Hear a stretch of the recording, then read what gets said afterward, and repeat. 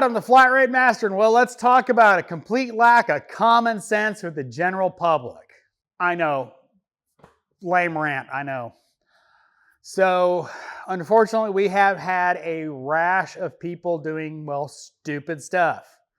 You know, we had a customer behind the camera.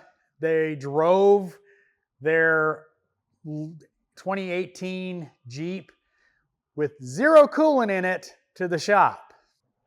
Head gasket's not showing blown yet, but I don't think it's gonna last. It was hot. I mean, it literally got it got into limited RPM mode because the oil temperature. There's no coolant in it, so the coolant was, air temp, I guess, because, once you remove all the coolant, air going across the sensor doesn't really heat up as much as, coolant. We've also had a customer that was told, do not drive your car. You do not have brakes. Like literally lost a pad out of one of his brake calipers and lost all his brake fluid. He was told, do not drive it. He was told by the service writer, I heard it. Do not drive this car.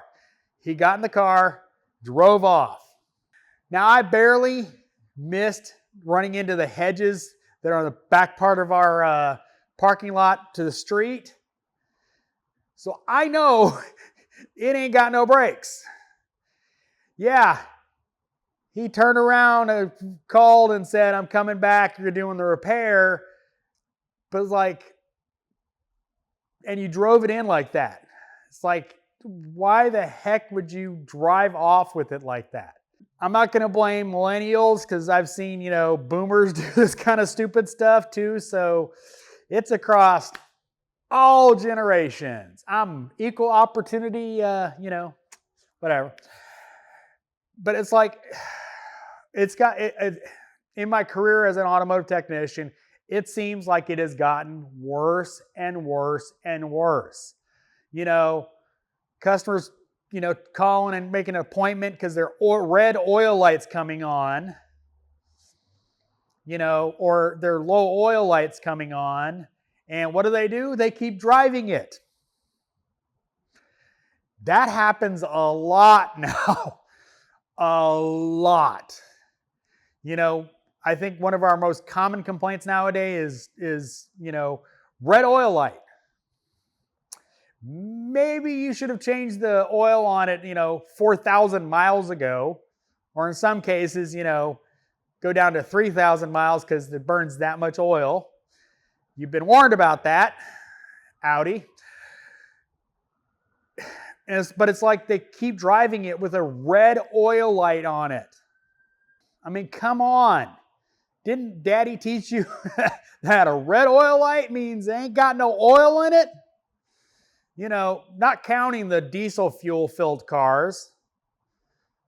I still haven't figured out how people do that, but it still happens a lot.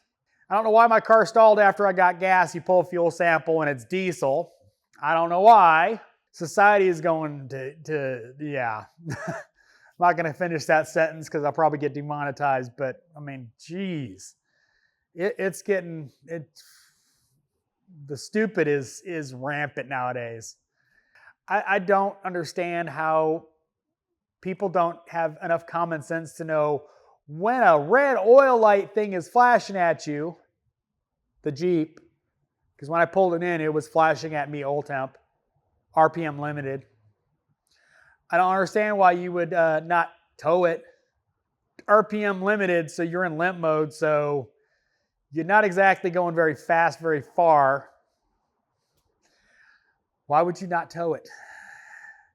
I mean, money, yeah, but still, $80 tow, $6,000 engine. Because while that car has a CarMax warranty, I've already basically documented that it was on them, so CarMax isn't going to cover it.